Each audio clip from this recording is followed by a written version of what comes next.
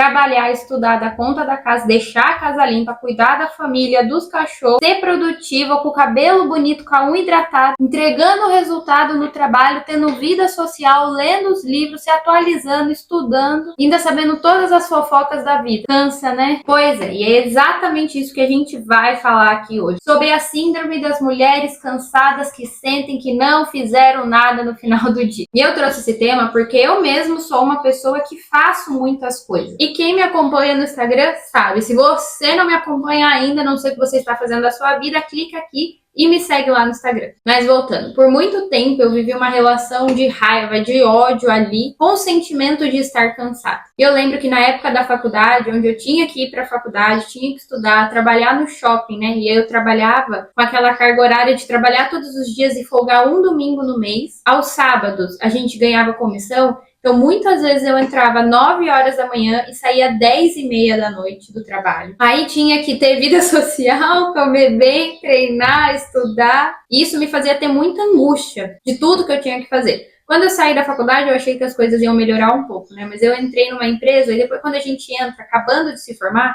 a gente aceita tudo, né? Tudo que a empresa fala, a gente fala assim, amém, e ainda sorri. Então eu entrei e trabalhava numa cozinha, né? Quando eu saí da faculdade, eu fui para uma área da nutrição de restaurantes. Eu trabalhava em uma grande cozinha de uma empresa da minha cidade, que fazia mais de 1000 refeições no dia, e lá funcionava em 3 turnos, do almoço, à tarde e à noite. E eu tinha que ir várias vezes de dia, à tarde e à noite e ficar revezando. Mas aí depois me mudaram, né? Me transferiram de lá para outra empresa, uma empresa menor, mas em São Paulo.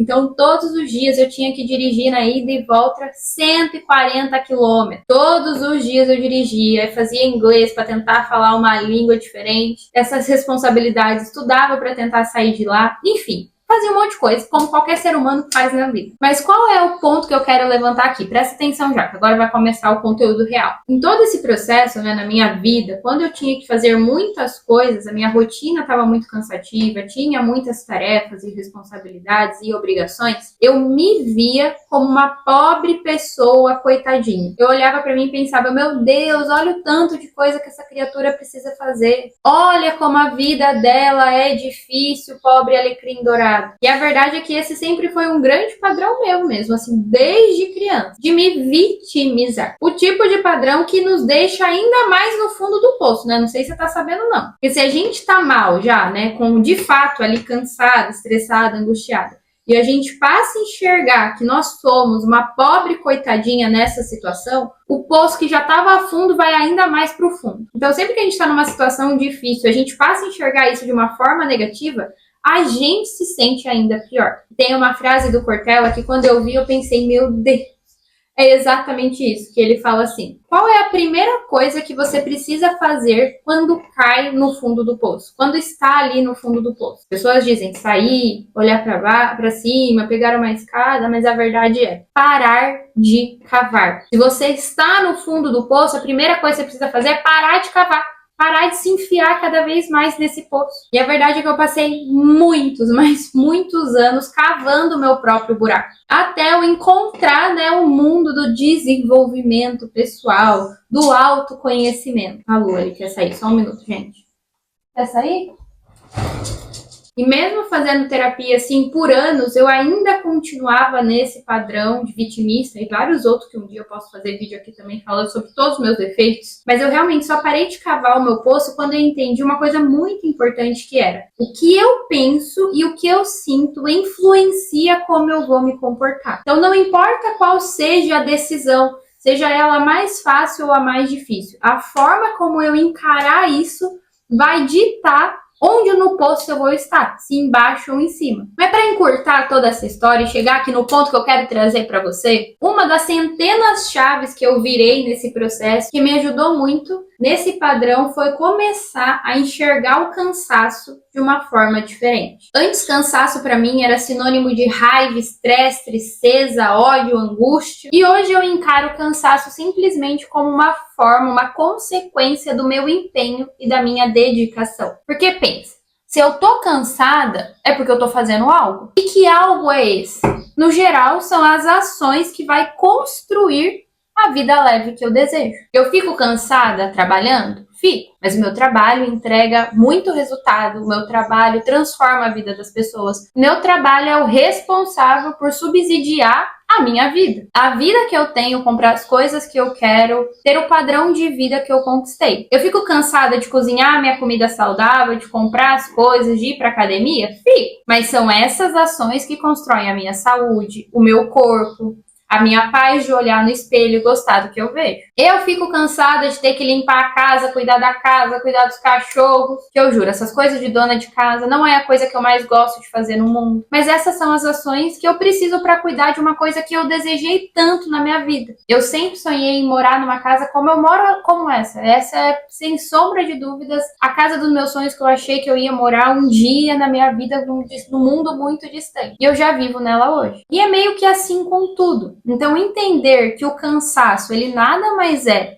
do que a consequência de algo muito maior e melhor, me fez vencer esse padrão vitimista. De sair de um padrão de ingratidão, onde parecia que eu não valorizava as coisas que um dia eu pedi para Deus para ter, por um outro padrão muito mais leve, de muito mais gratidão, onde eu consigo de fato agradecer por ter a oportunidade de me cansar, mas ser com coisas que fazem tão sentido para mim. E tem um ponto que era o que eu achava, eu acredito que você também ache isso, que é, eu achava que se eu fizesse menos, eu seria mais feliz. Então eu me irritava ali com o cansaço, porque eu queria cada vez fazer menos. Mas, minha filha, isso não é real. Como eu já falei aqui, eu sou um pouco viciada em estudar, né? E teve uma época que eu estava muito estudando sobre isso, temas sobre felicidade, que faziam pessoas serem mais felizes e tudo mais. Tem um estudo muito legal feito lá nos Estados Unidos, né? Que eles trouxeram que nós jovens de hoje em dia, sim, nós somos todas jovens, nós com 30, 40 anos ainda tudo jovem. Nós jovens temos 270 horas livres a mais no ano, comparado à geração de ali 1960, 1970, muito provavelmente nossos avós. E o que isso tem a ver? Mesmo que agora a gente tenha mais tempo, os índices de ansiedade, de estresse, de depressão e de obesidade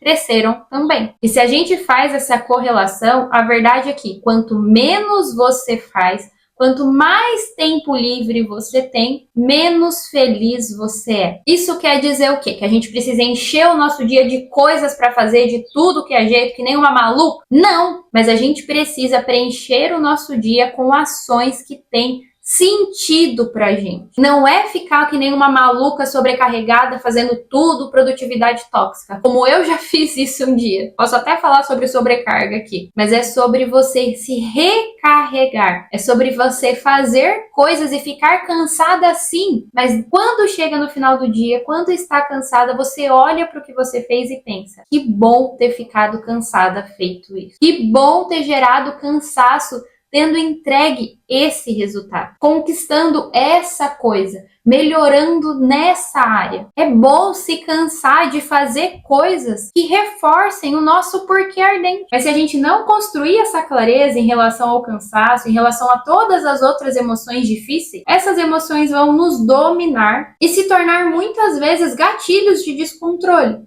Seja na comida, seja em álcool, seja em compras, sejam em coisas ruins da sua vida. E é por isso que a gente busca tão facilmente a comida no momento que essas emoções difíceis aparecem. Que a gente não sabe lidar e quer fugir delas comendo. Sendo que cada emoção nada mais é do que uma demonstração de necessidade do seu corpo. O cansaço, por exemplo, ele não quer dizer nada além de que você precisa descansar em paz. Mas se hoje você é uma das centenas de mulheres que tem dificuldade em lidar com as emoções e acaba descontrolando na comida, seja pelo cansaço, seja pela ansiedade, pelo tédio, pela raiva, você ainda está nesse padrão vitimista e precisa fugir do seu cansaço comendo tudo que vê pela frente, eu vou deixar aqui um vídeo muito profundo sobre esse tema, onde eu explico mais especificamente sobre todo o comer emocional, entrego técnicas que você vai conseguir ajustar aí no seu dia para começar a resolver esse comer emocional. Mas me conta aí, esse vídeo do cansaço fez sentido para você? Você é como uma Ellen do passado que vivia cansada e entrava no padrão vitimista? Ou você já consegue ter esse amadurecimento mental e enxergar o cansaço de uma forma diferente? Essas pequenas chavinhas que a gente vai mudando, porque não é uma chave só, é um molho de chave inteira, mas isso vai trazendo e transformando a nossa vida mais leve. E por esse vídeo é isso. Até o próximo.